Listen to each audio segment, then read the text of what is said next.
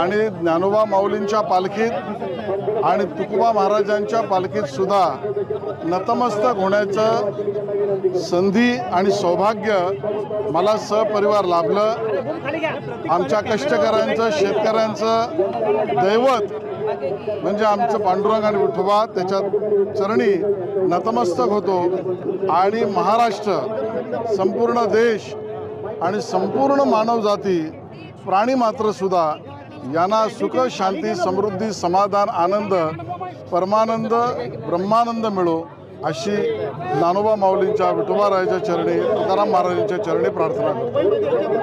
अर्थखात्यावरून महायुतीत वाद असल्याचं चित्र पाहायला मिळतंय। शिवसेनेनं अर्थखातं राष्ट्रवादीला देण्यास विरोध केलेला आहे। मला वाटतं राजकीय विषय जे आहेत त्या पालखीमध्ये करणं हे काही संयुक्तिक मला वाटत नाही। हा आनंद सोहळा आहे। या आनंद सोहळ्यामध्ये सर्व राजकीय जोडे बाजूला काढून आम्ही एक वारकरी भाविक म्हणून त्यात सहभागी होतो आणि म्हणून मला असं वाटतं आज राजकीय विषयांवर बोलणं हे संयुक्तिक होणार नाही। पाऊस चांगला पडू दे हेच आम्ही पांडुरंगाला साकडे आमच्या सगळ्यांचं। पाऊस चांगला पडू दे, माझा बळीराजा, माझा शेतकरी सुखी होऊ दे, सगळीच जनता, राज्यातली, मागासलेली देशातली जनता, प्राणीमात सगळ्या सुखी हो, सगळ्याला दिवस चांगले येऊ दे, हेच आम्ही विठ्ठलाकडे साकडे घातले सगळ्यांनी। महाराष्ट्राची ही फार मोठी सांस्कृतिक परंपरा आहे, आध्यात्मिक परंपरा आहे, आनंदाची परंपरा आहे आणि सर्वांना प्रेम देणारी ही परंपरा आहे। मला असं वाटतं दरवर्षी सालाबादप्रमाणे आम्ही सातत्यानं ह्या संपूर्ण भक्तिभावनेनं ह्या आनंदाच्या सोहळ्यामध्ये सहभागी असतो। आज आम्हाला अभिमान आहे की 300-350 वर्षापासून चाललेली ही अत्यंत महाराष्ट्रातली एक वैभवशाली परंपरा ही आज आपल्या लाखोच्या संख्येनं भाविक वर्ग एकत्र येतोय। मी सर्वांचं अंतःकरणापासून स्वागत करतो। खरं म्हणजे महाराष्ट्र ही संतांची भूमी आहे आणि विठ्ठल रुक्मिणी ही आपलं सर्वांचं एक आश्रयस्थान आहे।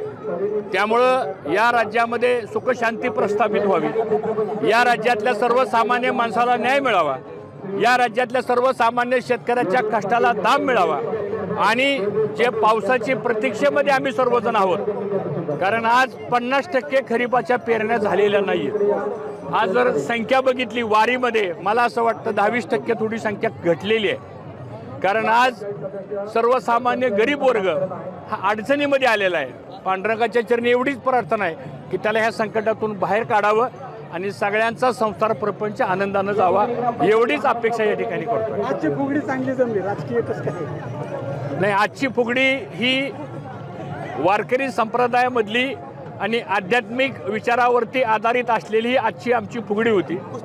ह्याला राजकीय फुगडीचा अर्थ आपण देऊ नये।